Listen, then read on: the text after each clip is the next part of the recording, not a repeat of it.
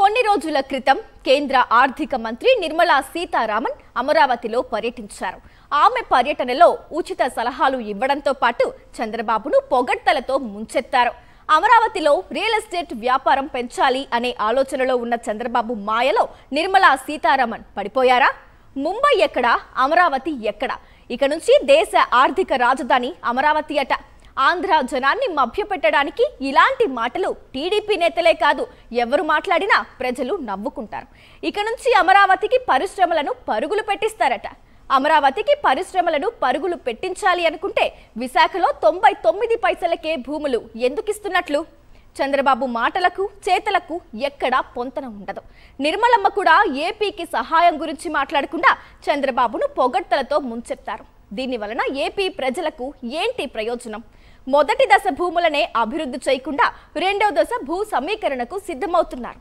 చంద్రబాబు పాలనా తీరుతో అమరావతి రైతుల గుండెల్లో రైళ్లు పరిగెడుతున్నాయి అని అంటున్న సీనియర్ జర్నలిస్ట్ కొమ్మినేని శ్రీనివాసరావు విశ్లేషణ ఇప్పుడు చూద్దాం. ఆంధ్రప్రదేశ్ ప్రజలకు, ముఖ్యంగా అమరావతి ప్రాంత రైతులకు కేంద్ర ఆర్థిక శాఖ మంత్రి నిర్మలా సీతారామన్ ఒక ఉచిత సలహా ఇచ్చి వెళ్ళిపోయారా? అమరావతిలో 15 బ్యాంకులు, 2 బీమా సంస్థలకు సంబంధించిన కార్యాలయాల భవనాలు నిర్మించడానికి ఆమె శంకుస్థాపన చేశారు. అంతవరకు బాగానే ఉంది. కానీ ఆ సందర్భంలో ఆమె చేసిన ప్రసంగంలో ఎక్కడ ఏపీకి లేదా అమరావతికి ప్రత్యేక సాయం చేస్తామని చెప్పినట్లు కనిపించదు. అయినా ముఖ్యమంత్రి చంద్రబాబు నాయుడు, ఉప ముఖ్యమంత్రి పవన్ కళ్యాణ్, మంత్రులు లోకేష్, పయ్యావుల కేశవులు కేంద్రం బాగా సహకరిస్తోందని ప్రశంసలు కురిపించారు. ఇప్పటివరకు దేశ ఆర్థిక వ్యవస్థ కేంద్రంగా ముంబై ఉంటే ఇప్పటి నుంచి ఆ ఆర్థిక కేంద్రం అమరావతి అని కూడా వారు గొప్పలు పోయారు. నిజంగా అదే పరిస్థితి ఏర్పడితే ఆంధ్రులంతా సంతోషిస్తారు. కానీ ఎప్పటి మాదిరి ఆంధ్ర జనాన్ని మోసం చేయడానికి, మభ్యపెట్టడానికి ఇలాంటి ప్రకటనలు చేస్తున్నారన్న భావన ఏర్పడుతోంది. విశాఖపట్నం ఆర్థిక రాజధానిని అక్కడికి వెళ్ళి చెబుతుంటారు. తాజాగా అమరావతి ఆర్థిక కేంద్రం అట. దేన్ని నమ్మాలి? టీడీపీ, జనసేన, బీజేపీ కూటమి సర్కార్కు చిత్తశుద్ధి ఉంటే ఈ బ్యాంకు కార్యాలయాలకు సంబంధించిన యాక్టివిటీ కొత్తగా వస్తున్నదైతే విశాఖలో పెరిగేలా చేస్తే ఏపీకి సత్వర ప్రయోజనం కలిగేది కదా అని కొందరు నిపుణులు అభిప్రాయపడ్డారు. అమరావతిలో రియల్ ఎస్టేట్ విలువలు పెంచడానికి, ధరలు పెరిగాయన్న కృత్రిమ భావన కల్పించడానికి తంటాలు పడుతున్న ప్రభుత్వ పెద్దలు దీన్ని ఒక జిమ్మిక్కుగా మార్చారన్న సందేహం వస్తోంది. తాజాగా జరుగుతున్న ప్రచారం ప్రకారం విశాఖ నుంచి మరికొన్ని సంస్థలు కూడా అమరావతికి తరలిస్తున్నారట. ఉదాహరణకు సెబీ అంటే stock exchange board of India ఆఫీసును గతంలో విశాఖలో ఏర్పాటు చేయాలని తలపెట్టారు. దాన్ని ఇప్పుడు అమరావతికి మార్చాలని నిర్ణయించారట.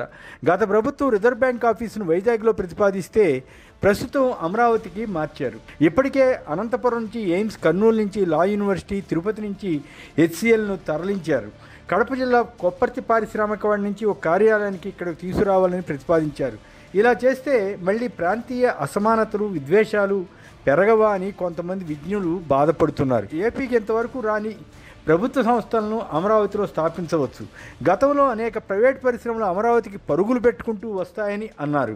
అలా జరిగితే అందరికీ ప్రయోజనకరంగా ఉంటుంది. వేల కోట్ల అప్పులు తెచ్చి అమరావతిలోనే ఖర్చు చేస్తున్నారు. దాని ప్రయోజనం రాష్ట్రంలోని అన్ని ప్రాంతాల వారికి దక్కాలి. అలా కాకుండా అప్పుల భారం అందరిపై పడి ఆర్థిక లాభం మాత్రం అమరావతి ప్రాంతంలోని కొందరికే లభిస్తే అది సమస్యలకు దారితీసే అవకాశం ఉంటుంది. ఆసక్తికరమైన విషయం ఏమిటంటే అమరావతిలో పెడుతున్న బ్యాంక్ ఆఫీసులన్నీ విజయవాడలో ఇప్పటికే పనిచేస్తున్నాయట. వాటినే అమరావతి తరలించడానికి సన్నాహాలు చేస్తున్నారన్నమాట. కాకపోతే దానికి ఫైనాన్షియల్ స్ట్రీట్ అని ఒక పేరు తగిలిస్తారు. నిజానికి బ్యాంకులు, బీమా సంస్థలు అన్నీ ఒక చోట ఉండవలసిన అవసరం లేదు.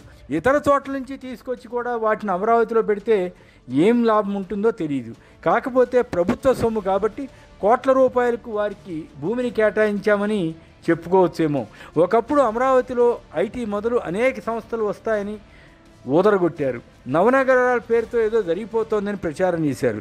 తీరా ఇప్పుడేమో అందుబాటులో ఉన్న 50,000 ఎకరాలు సరిపోదని, అలా అయితే మున్సిపాలిటీగానే మిగిలిపోతుందని చంద్రబాబు బెదిరిస్తున్నారు. కొత్తగా మరో 40,000 ఎకరాల సమీకరణకు సిద్ధమవుతున్నారు.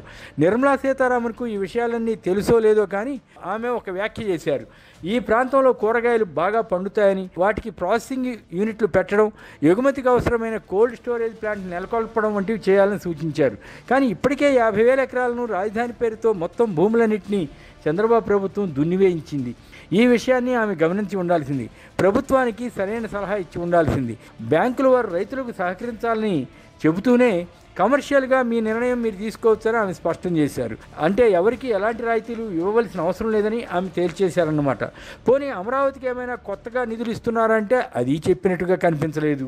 చంద్రబాబు తన ప్రసంగంలో కేంద్రం 15,000 కోట్ల రూపాయలు ఇచ్చి సహకరిస్తోందని అన్నారు. కానీ అది రుణమా లేక గ్రాంటా అన్నది చెప్పినట్లు కనిపించలేదు. నిజంగానే అది గ్రాంట్ అయితే నిర్మలా సీతారామన్ తన ప్రసంగంలో ప్రస్తావించకుండా ఉంటారా? బడ్జెట్లో ఏపీకి బలమైన మద్దతు ఇవ్వాలని ప్రధాని మోడీ చెప్పారని ఆమె తెలిపారు. మంచిదే, కానీ అది ఏ రూపంలో ఎంతవరకు ఇచ్చారు? ప్రపంచ బ్యాంక్ ఇతర అంతర్జాతీయ బ్యాంకుల ద్వారా అప్పులు తీసుకోవడానికి అనుమతిస్తే ఏపీకి ఆర్థిక భారం అవుతుంది, కానీ అది సాయం ఎలా అవుతుంది? కేంద్రం నుంచి సుమారు 36,000 కోట్ల రూపాయల గ్రాంట్ వస్తుందని ఏపీ బడ్జెట్లో అంచనా వేస్తే ఇప్పటికి కేవలం 5,000 కోట్ల లోపే అందిందట. దీని గురించి ఆమె ఏమైనా హామీ ఇస్తే బాగుండేది కదా. రాష్ట్రం సుమారు 45,000 కోట్ల భారీ రెవెన్యూ లోటుతో కొట్టుమిట్టాడుతోంది. అది తగ్గించడానికి కేంద్ర ఆర్థిక మంత్రి సాయపడి ఉంటే అందరూ అభినందించేవారు. అవేవీ చేయకపోయినా చంద్రబాబు తదితరులు కేంద్రాన్ని మెచ్చుకుంటున్నారు. నిర్మలా సీతారామన్ కూడా చంద్రబాబుకు లేని క్రెడిట్ ఇవ్వడం ఆశ్చర్యపరిచింది. ఆయన చేసిన పనులు చెప్పి పొగిడితే తప్పు కాదు, కానీ హైదరాబాద్లో ఫైనాన్షియల్ డిస్ట్రిక్ట్ నిర్మాణం ఆయనే చేసినట్లు నిర్మల వ్యాఖ్యానించడం అందరినీ విస్తుపరిచింది. విమానాశ్రయం పేరుతో, స్పోర్ట్స్ సిటీ పేరుతో ఇలా రకరకాలుగా వేల ఎకరాల అదనపు భూ సమీకరణకు ప్రభుత్వం సన్నద్ధమవుతున్న తీరు అమరావతి రైతుల గుండెల్లో రైళ్లు పరిగెత్తిస్తోంది. కానీ వారిని మభ్యపెడుతూ ఇలాంటి కార్యక్రమాల్లో ప్రసంగాలు చేస్తే ఏమి ఉపయోగం ఉంటుంది?